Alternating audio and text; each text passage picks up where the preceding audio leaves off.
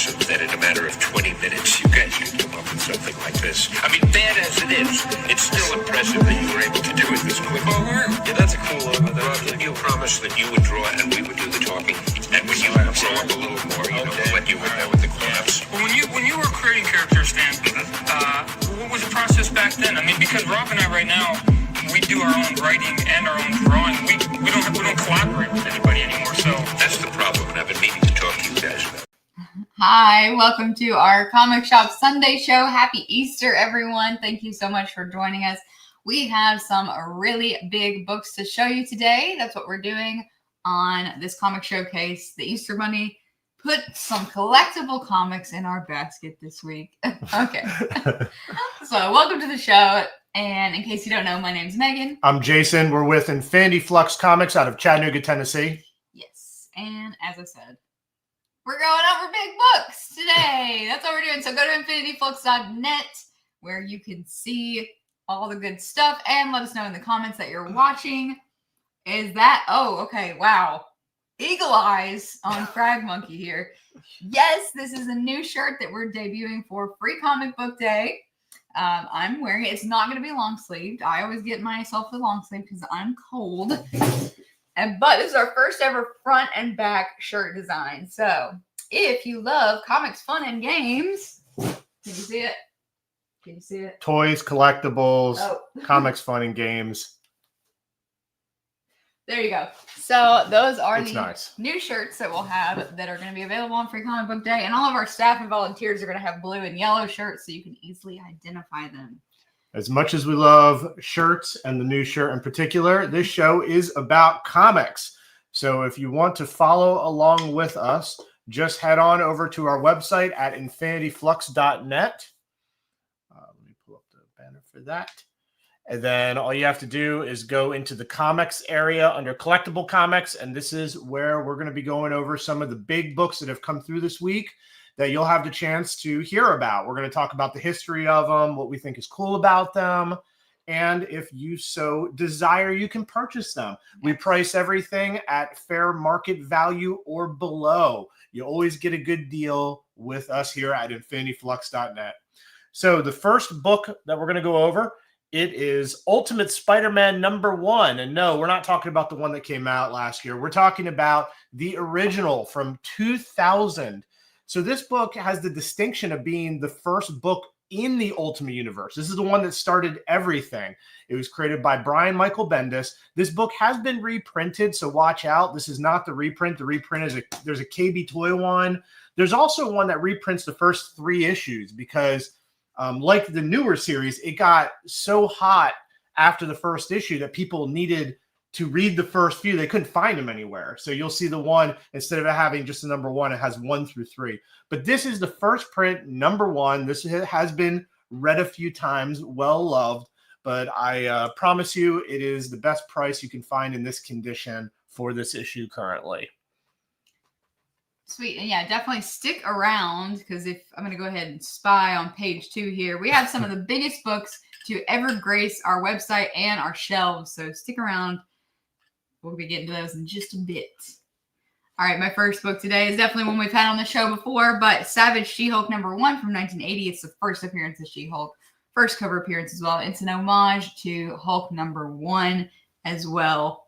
So just a really good issue. This one is a little bit higher grade and hard to get those whites super white, not get chocolate from your Easter chocolate bunny all over it and keep it white. So first appearance of She-Hulk here. I'm going to try to just make everything Easter related. We'll see how long that goes. That won't last. Probably past that first one. Okay, let's see. What is the next one we are going over? Make sure we see. Oh, I see Bumpkins has joined us. Yeah, Bumpkins saw it too. He sees the shirt, yep. Yeah, you've worn, I think, twice this week. So we've had a bunch of customers have asked me about it. And it's like, oh, you can't get it yet. I did kind of people are excited. It off on the show today. Talk about Free Comic Day. Well, good job. You did it. So I have 2 Wolverine books to go over. The first one is Wolverine #1. This is his first issue of his first ongoing series back from 1988. We had another one on the show a few weeks ago that was higher quality so thus higher price. This is a nicer, more mid-range one. It's actually upper mid-range, but only $50 can get you this book. It is newsstand. Wolverine is in his Patch outfit. It's the first time he went as Patch instead of Wolverine, because at the time all the X-Men were supposed to be dead, so he was undercover, as though no one would recognize the claws and the haircut and basically everything else about him. Undetectable. Not to mention it says Wolverine right on the cover, but I guess the reader, it was all right for us to know that it wasn't really Patch. The other Wolverine book I wanted to go over is number 8 from the same series. Now, funny enough, this book is more valuable than the number 1. And I would guess because the number 1 just had a higher print run.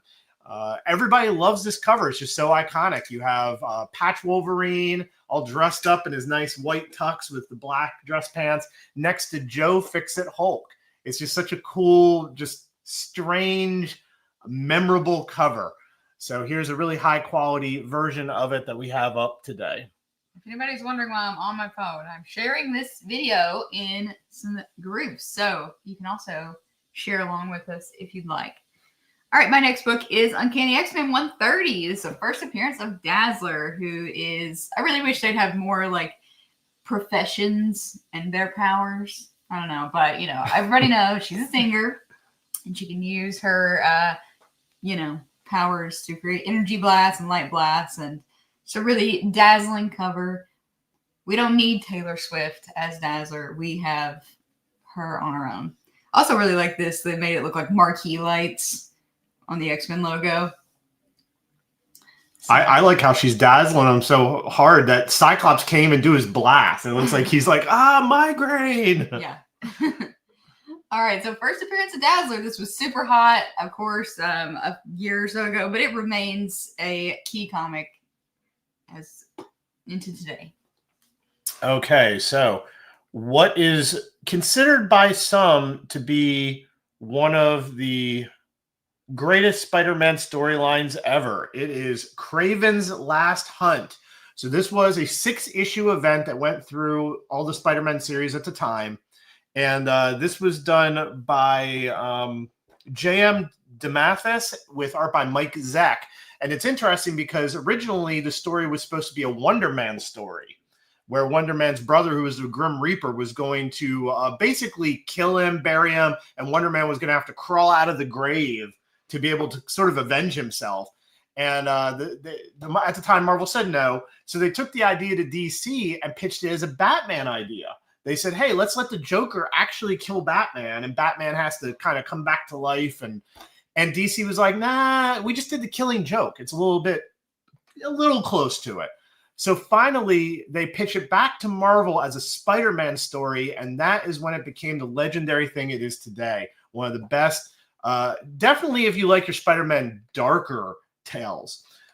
What's really awesome about this set is also it's all newsstand. It is hard to find this all in newsstand. That makes this a lot more valuable than if it were just the direct market copies.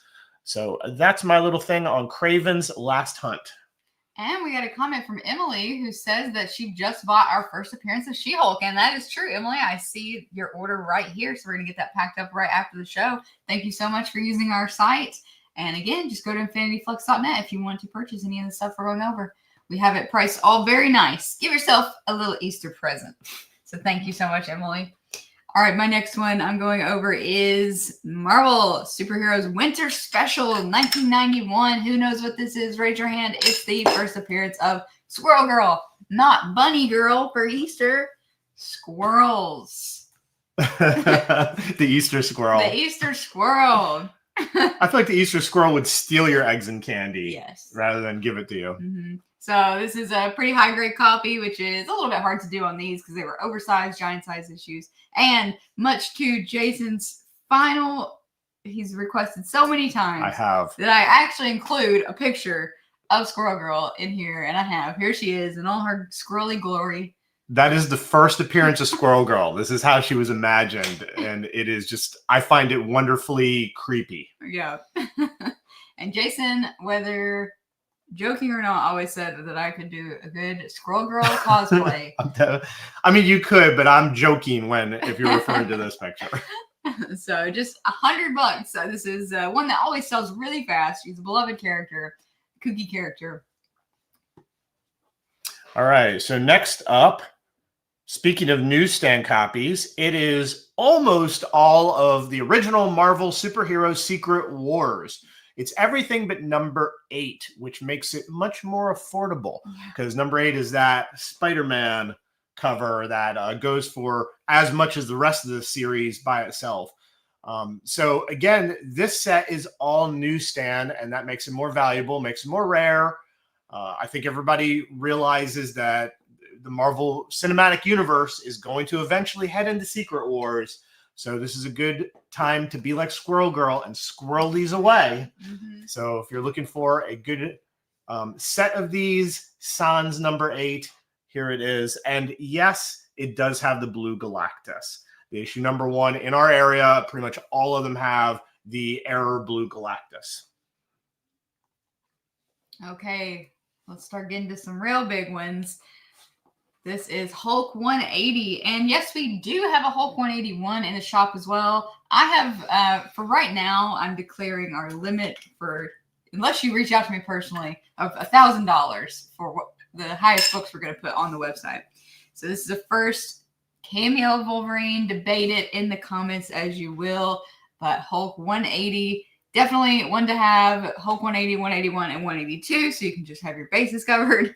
But this one you can check out. We have a lot of pictures of it too, since it is definitely a bigger book, and we are happy to provide more if anybody wants it. But it's a pretty high grade copy.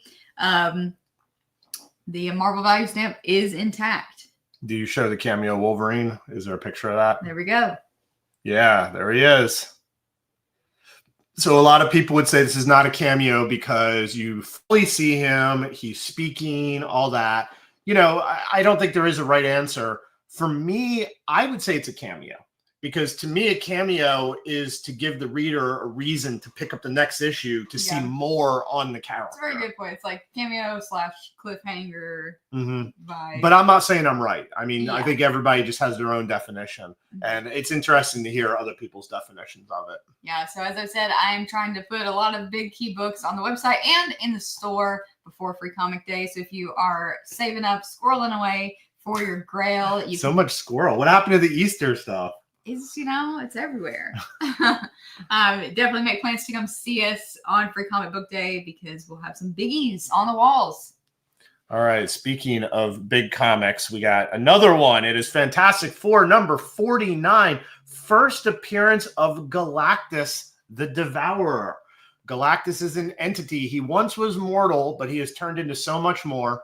And he must feed on living planets to sustain himself. It's a really crazy position he's in. Because whether he thinks it's moral or right, he's got to do it to survive. And of course, he needs heralds to go and get the planets ready, kind of prepare things, squash insurrections that might stop him from having a nice, easy meal. I mean, how would you like it if you're heading towards your spaghetti and it starts throwing spears at you? You wouldn't like that at all. No. So this also has second appearance of Silver Surfer and the first cover appearance of Silver Surfer. This is a sought-after book. I mean, if you were to write top 100 books that people look for, this is definitely on that list.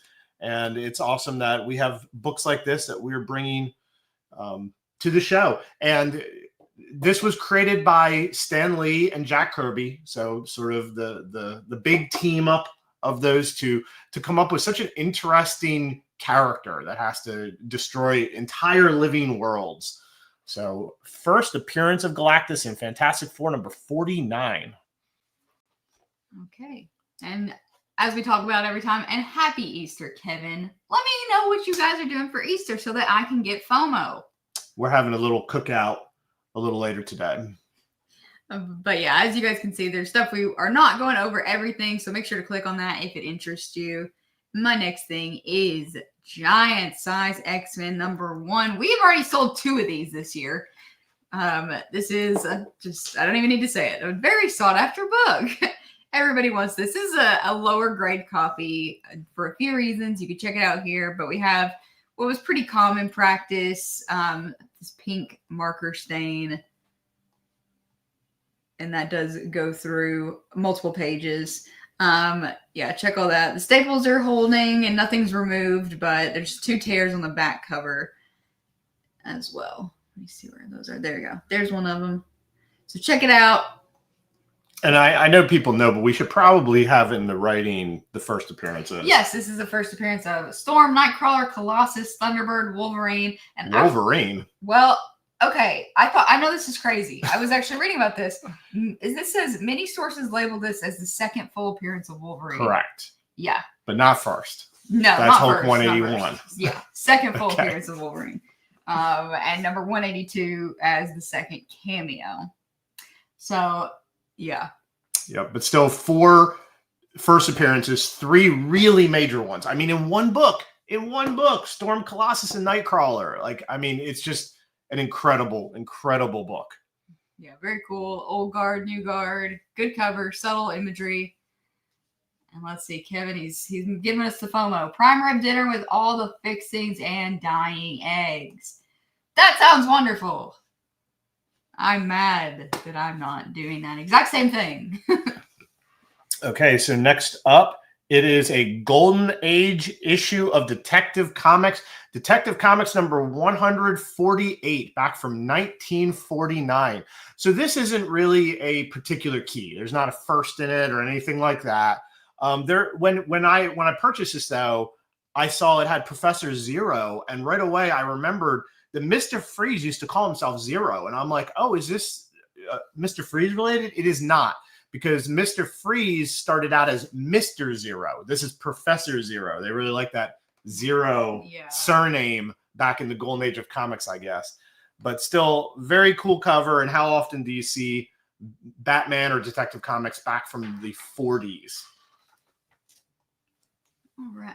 Have you gone over that one already? No, I haven't. I was wondering if is that on the previous page. I think it might have sold maybe.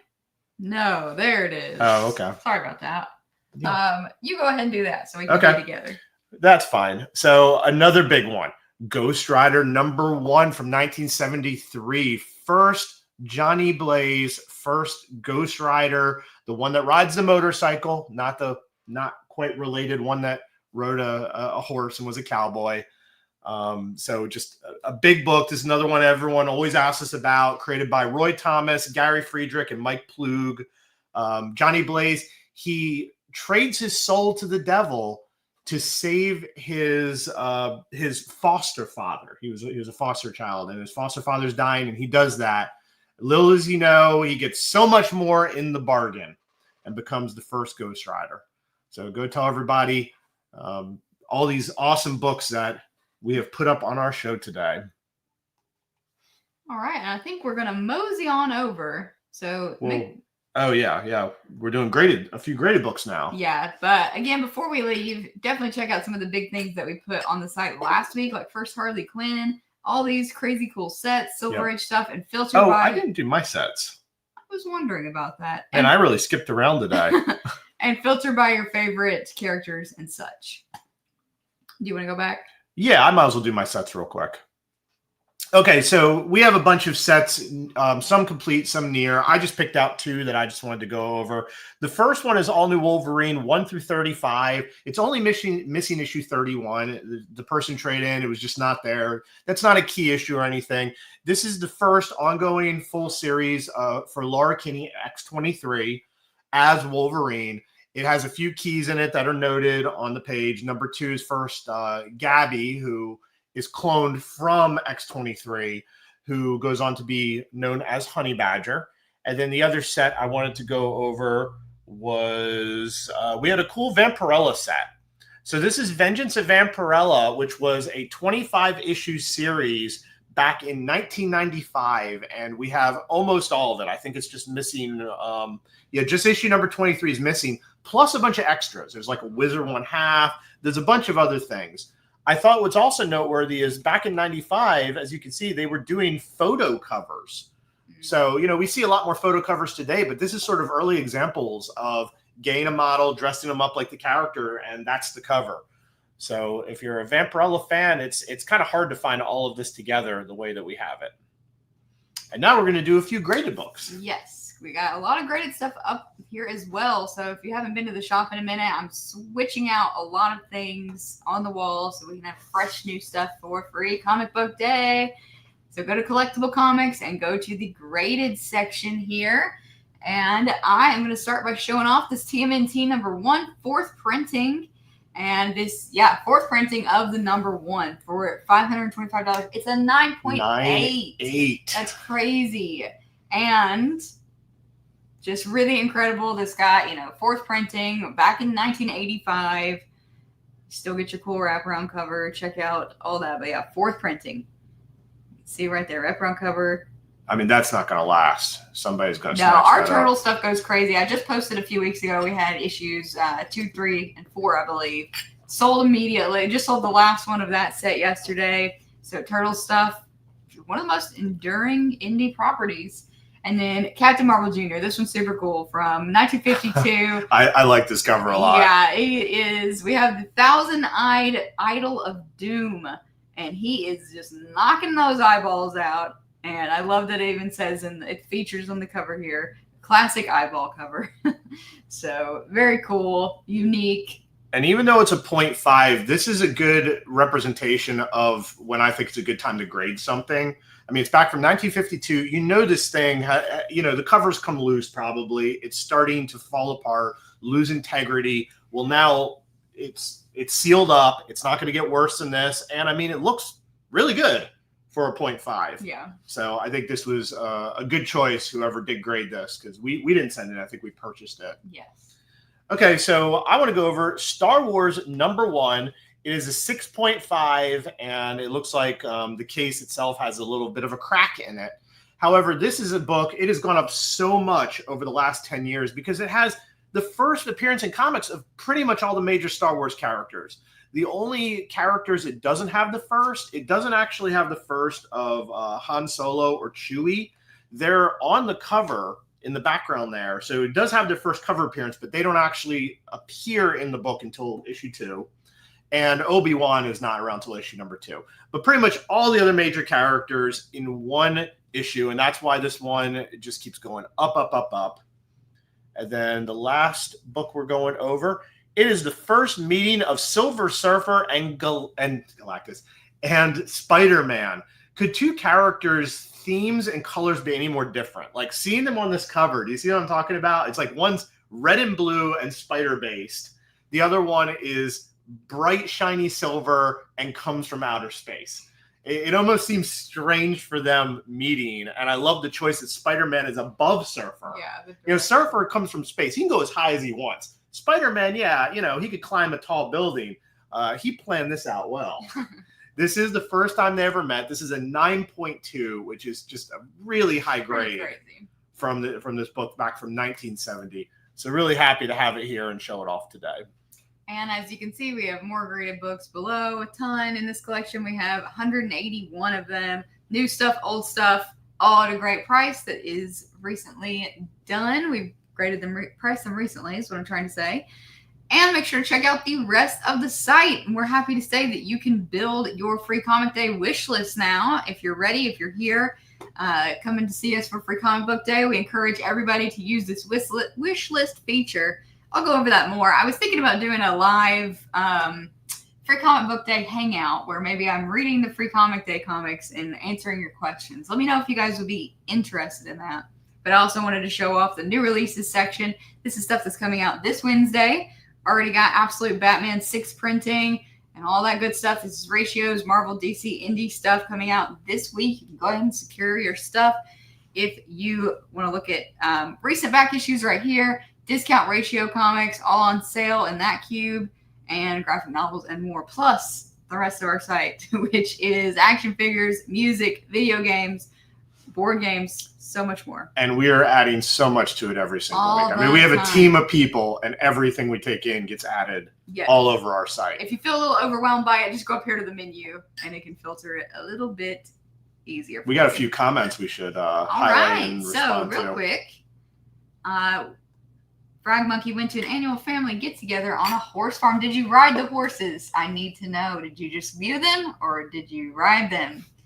And then that looks like that is true. Yeah, I forgot that Frag Monkey has a collection of every cover that Spider-Man's in the spotlight. Mm-hmm. So. And there we have it. Yeah. All right, and then Bumpkins does a vote for you to do some kind of show on Free Comic Day. Yeah, I'm thinking it would be maybe like a Thursday evening or something in the evening when people are off work. And then I'm working on the Free Comic Day site right now. Identity revealed. Yes. Frag Monkey is. Oh. What did I do? I'm going to cancel that. All right. Anyway. Well, thank you guys so much for watching. Go check out our website and see all the collectible comics that we've added and we'll continue to add over these next few weeks. Have a great rest of your Easter Sunday if you are celebrating. And we will hopefully see lots of you on May 3rd, if not before then. Yep, we're going to fire up the grill in a few hours ourselves. Thank you all for joining us. I hope you enjoyed the show. And we will see you all next week with more big, awesome comics to feature and talk about.